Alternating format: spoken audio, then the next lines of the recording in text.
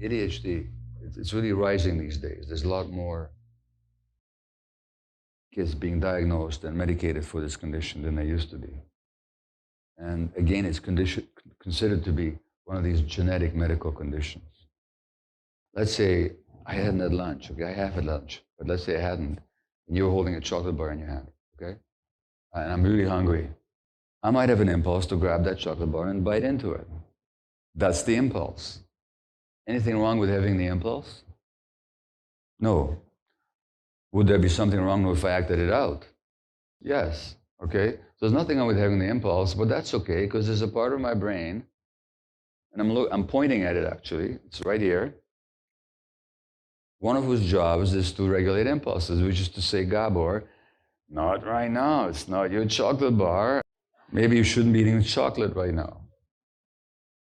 That's impulse regulation.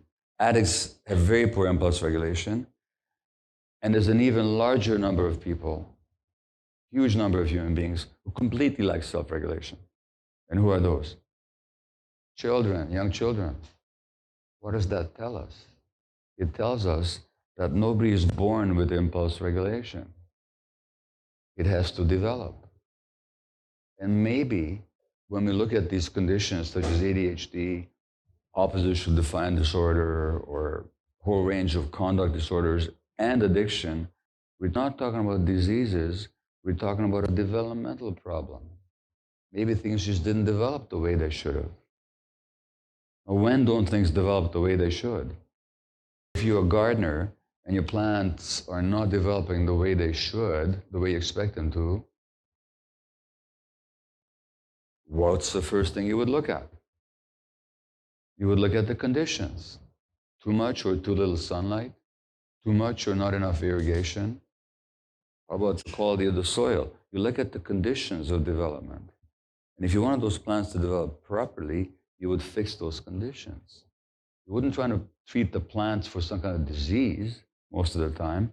You'd be looking at the conditions for development. Well, how if we recognized that most of the problems that people are troubled with are actually problems of development? And it's those developmental conditions that we need to look at. And then we'd be asking ourselves, what are the conditions in this society that lead so many people to have a failure or a slowing down of the impulse regulation circuitry and capacity? That's the first point. So it's a developmental problem rather than a medical problem per se. Number one. Number two, if you look at the tuning out of ADD, why do we have this capacity to tune out? I mean, nature gives us that capacity. Why do we have that capacity? There's got to be some reason for it. And it's easy to demonstrate. Anybody know what the reason is? Protection from overwhelming stress, right? Now, here's the deal. If I were to stress you right now by becoming abusive or threatening, what options would you have? You have the options of standing up and telling me to shut up, to stop talking to you that way. You also have the option of leaving. So you have the option of fight or flight. And if you couldn't do either, you would also have the option, given that there's many dozens of people here in the room with you, you'd have the option of asking for help.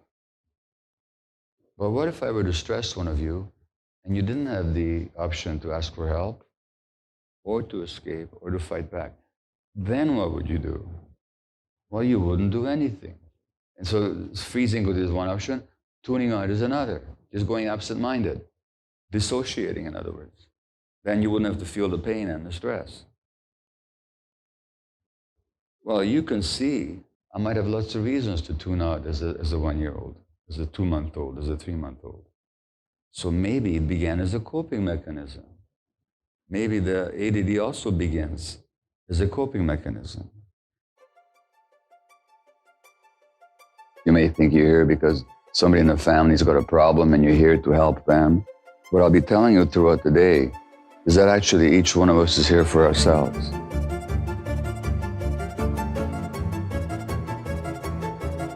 There's tremendous healing possible. Is anybody ever really whole? Yes, they can be.